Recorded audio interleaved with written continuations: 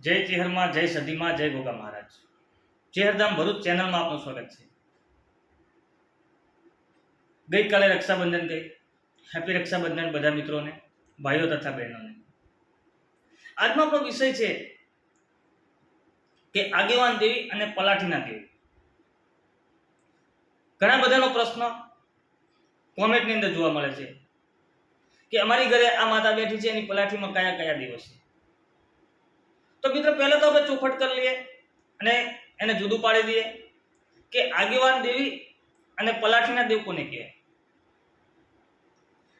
પલાઠીની અંદર 5 હોય, 9 હોય, 7 હોય, 21 હોય અને 84 નું ખાતું હોય, અહીં નવઘરું હોય. નવઘરું મેન મસાણીનું ખાતું હોય છે અને દરેક ખાતાની અલગ વિશિષ્ટતા છે અને અલગ કાર્ય છે. તો સૌ પ્રથમ પલાઠીના દેવ કોને કહેવાય અને આગેવાન દેવી કોને કહેવાય અને એમનું કાર્ય શું હોય અને કેવી રીતે કામ કરતા હોય, એ વિષય લઈ અને આજે આપણે આવ્યા છે. કદાચ વિડીયો આજનો લાંબો થાય. રોજ મારી એક જ ટેવ હોય છે કે વિડીયો શોર્ટમાં શોર્ટ બનાવો, ઓછા ટાઈમમાં લોકો વિડીયો એન્ડ સુધી જોઈ શકે, જેથી કરીને કોઈને અડધો ના મૂકવું પડે. એ પલાઠીના દેવ અને આગેવાન દેવી, જેમ કે કોઈની ઘરે ચેહર બેઠી હોય અને ચેહરની સાથે ગોગો, સધી, સિગોતર હોય અને વીર હોય, જેને પલાઠીના દેવ કહેવાય. પણ આ એક દીવામાં અથવા એક વધામણા લેતા હોય. અને ઘણી વખત એવું હોય કે દરેકના વધામણા, દરેકનો દીવો અલગ અલગ હોય. તો પલાઠીના દેવ અને આગેવાન દેવી, આગેવાન દેવીનું કાર્ય હોય પલાઠીના દેવને કામ સોંપવાનું અને પલાઠીના દેવનું કામ હોય કાર્ય પૂરું કરવાનું. જો ખાતાની અંદર ઘણી વખત એવું બી બનતું હોય કે 84 નું ખાતું હોય અને 84 ના ખાતાની અંદર એક આગેવાન દેવી હોય અને 3 પલાઠીના દેવ હોય. માનો કે 84 નું ખાતું તો છે જ ઘરે, ચેહરનું 84 નું ખાતું છે, એમાં આગેવાન ચેહર છે, તો સિકોતર અને ગોગો એ પલાઠીમાં હોય, એની બાજુમાં બેઠા હોય, બાકીના દેવ બેઠા ના હોય. અથવા બાકીના દેવને તમારે નિવેદ કે દીવો આપવાની જરૂર ના પડતી હોય અને એ દેવ એમનું કાર્ય કરતા હોય. આ રીતે પલાઠીના દેવ હોય છે. હવે ખાતા અલગ અલગ હોય છે, દરેક વસ્તુ અલગ અલગ હોય છે. વિસ્તારવાર વાત કરીએ તો આપણે કે નવઘરું, નવદેવ, પછી 84 નું ખાતું. આજે સોરી, માફ કરજો, કોઈને ભાવનાને ઠેસ પહોંચાડવાનો મારો વિષય નથી, પણ ઘણી વખત કેટલાક લોકોને ખબર બી નથી હોતી કે 84 નું ખાતું શું છે, પણ ખાલી એમ જ કહેતા હોય કે અમારી ઘરે 84 નું ખાતું છે. સાહેબ, 84 નું અસલ ખાતું કોને કહેવાય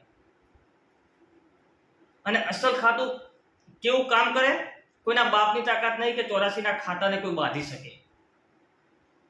એની આગેવાન દેવી બહુ પાવરફુલ હોય. સાહેબ, હવારના કામ વળાવો એટલે હાજે ધડાકો હોય, બંદૂકની ગોળી જેવી આગેવાન માતા હોય, એને 84 નું ખાતું કહેવાય. 84 ના ખાતામાં 21 નું 4 ઝુંડ હોય. આ 21 ના 4 ઝુંડ પૂરા થાય એટલે 84 નું ખાતું થાય. આ 84 ના ખાતાની અંદર એક આકર્યો વીર 21 નું ખાતું લઈને બેઠો હોય, બીજો ખેમડિયો વીર જે 21 નું ખાતું લઈને બેઠો હોય, ત્રીજો રાવલિયો વીર જે 21 નું ખાતું લઈને બેઠો હોય અને ચોથો અજમેરીયો વીર એ 21 નું ખાતું લઈને બેઠો હોય. એ 4 21 ના ઝુંડ ભેગા થાય એટલે 84 નું ખાતું થાય. અને આને ઓરિજિનલ 84 નું ખાતું કહેવાય.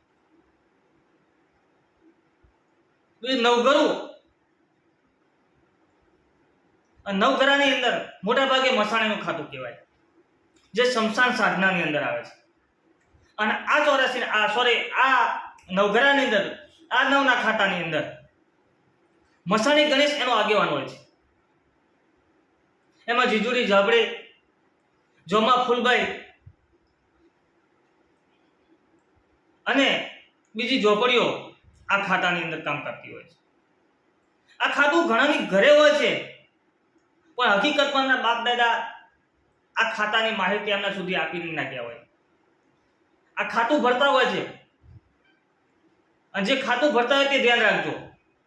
તમારી ઘરે 9 દુ જ્યારે પડલી ભરાતી હોય, 9 દુ 18 દીવા થતા હોય, 9 દીવ તો થતી હોય આડી, અને બંને બાજુ દીવા ચેતાવવામાં આવે, જેને નવઘરું કહેવાય. આ ખાતું ભરવાની રીત કદાચ કોઈની ઘેર હોય તો સમજી લેજો આ નવઘરાનું ખાતું તમારી ઘરે છે.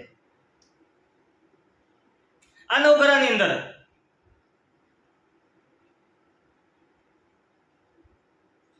આ નવઘરાની અંદર 9 દુ 18 દીવા થતા હોય, અને 36 હુંવાળીઓનો ભોગ અપાતો હોય. આ નવઘરાની અંદર 9 થી 3 શક્તિ આની સાથે કામ કરતી હોય ખાતાની અંદર. એટલે એમ મુખ્ય 36 શક્તિઓ કામ કરતી હોય, અને 36 શક્તિઓની અંદર 36 હુંવાળીઓ એમને આપવામાં આવતી હોય. કોઈ કારણોસર આ ખાતું બંધ રહેતું નથી અને આ ખાતું ભરવું જ પડે છે. પણ કેટલાને આ ખાતાની જાણકારી હોતી નથી, કેમ કે બાપ દાદા ભરતા હતા એટલે આજે એની પાછળ ભરેલું છે. આ નવઘરું એક એવું કારણ છે, એવું ખાતું છે જેનો કોઈ તોડ નથી. મૂઠ ચૂટ મારણ બધી જ વસ્તુ આ ખાતાની અંદર હોય છે. આ નવઘરું ખાતું કહેવાય છે. એટલે આપણે મુખ્ય વિષય પર જઈએ તો પલાઠીના દેવ અને આગેવાન દેવી, માનો કે એક દેવી હોય અથવા એ દેવી સાથે બીજા દેવ હોય, અથવા કોઈ દેવ કોઈના કજિયામાં, કોઈના પ્રેમથી, અથવા કોઈ કારણોસર એ ઘરે આવ્યું હોય અને એ ઘરની માતા બળવાન હોય, એ ઘરના ભુવાજી બળવાન હોય, અથવા જે પૂજ કરી રહ્યા છે તે ભુવા બળવાન હોય, તો એ ખાતાને અથવા એ દેવને એની પલાઠીમાં સમાવેશ અને એની પલાઠીમાં જગ્યા આપે અને એને બેસાડી દે. જો કોઈ કારણોસર એ દેવ પાછું જવા ના માંગતું હોય, અથવા એનો કોઈ સામે સ્વીકાર કરવા વાળો તૈયાર ના થતો હોય, ત્યારે આ દેવને એની પલાઠીમાં જગ્યા આપે છે અને એને બેસાડે છે. જે દુશ્મના વાટમાં આવ્યું હોય, જે જીવ લેવા જ આવ્યું હોય અથવા તમારું ખરાબ કરવા જ આવ્યું હોય, પણ એને તમે જગ્યા આપે, તમારી માતા જગ્યા આપે એટલે તમારું થઈ જાય, અને એ આવેલું બી તમારું કામ કરતું ચાલુ થઈ જાય, કામ કરવાનું ચાલુ કરી દે. એટલે આ ખાતાની રચનાઓ છે. ઘણા બધાને આની ખબર હોતી નથી કે 84નું ખાતું. સાહેબ 84નું ખાતું એટલે કેવું ખાતું છે જેનો કોઈ તોડ નથી, જેને કોઈ બંધન લાગતું નથી, કોઈ એને બાંધી નહીં શકતું. એમાં 4 વીર હોય છે આગેવાન, અને 4 વીરની પાછળ 21 શક્તિ કામ કરતી હોય છે. ત્યારે જ એના 84નું ખાતું તૈયાર થાય છે. અને 84 ખાતાની અંદર જે આગળ વાત કરી નવઘરું, આ બધી જ વસ્તુ એની અંદર સમાવેશ થઈ જાય છે. આ દુનિયાની અંદર એટલી બધી શક્તિઓ, એટલી બધી માતાઓ, એટલી બધી તાંત્રિક ક્રિયાઓ, એટલું બધું છે જેની પર સાહેબ તમે પીએચડી કરવા બેસો તો એનું પૂરું નહીં થઈ શકે. એટલે મૂળ વાતનો સાર, તમારી ઘરે જે છે, જબરું છે, હોનાનું છે, એવું ગણીને એને પૂછશો, એમ જ મજા છે. બાકી એમ જ ઊંડા ઉતરવા જશો, જેટલું ખોદશો અને જેટલા ઊંડા ઉતરશો, કંઈક ને કંઈક નવું નીકળતું જશે. એટલે એનું તમે અંતે પૂરું નહીં કરી શકો. એટલે જે કઈ શક્તિ છે, જે કઈ તાકાત છે, એને ખાલી પૂજવાની છે, એને સેવા કરવાની છે.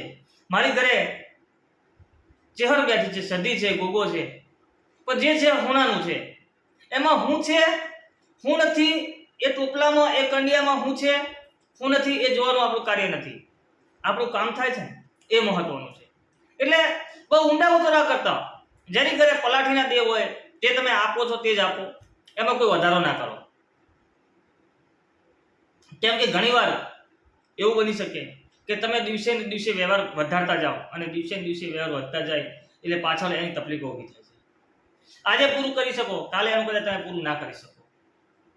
એટલે જે જોઈ રહ્યા છે મારો વિડીયો, બધા જ મિત્રોને મારી નમ્ર વિનંતી કે શક્તિ છે અને રહેવાની છે, અને કોઈના બાપની તાકાત નથી કે શક્તિની સામે પડી શકે. એટલે મુખ્ય કારણ કંઈક ગોતવાની જરૂર નથી. તમારી ઘરે જે દેવ છે હોનાનું છે, હોનાનું છે, હોનાનું છે, કદાચ કોઈ કારણોસર એની ઓંઠી પડી ગઈ હોય, કોઈ કારણોસર કોઈ દેવ કામ ના કરતું હોય અને ઊભું થઈ ગયું હોય, તો એમાં જગાડવાની તૈયારી રાખો, એટલે જાગૃત થઈ જાય. તો આજનો વિડીયો તમને પસંદ આવ્યો હશે. જય ચેહરમાં, જય સધીમાં, જય ગોગા મહારાજ. આ વિષય પર લાંબી ચર્ચા કરવા જાય, કલાકો સુધીની ચર્ચા થાય, પણ એક દિવસ એવો પ્રોગ્રામ ગોઠવીશું, આપણે લાઈવ આવીશું અને બધાના દરેકના પ્રશ્નો છે જે સમાવી લઈશું. જય ચેહરમાં, જય સધીમાં, જય ગોગા મહારાજ, જય માતાજી.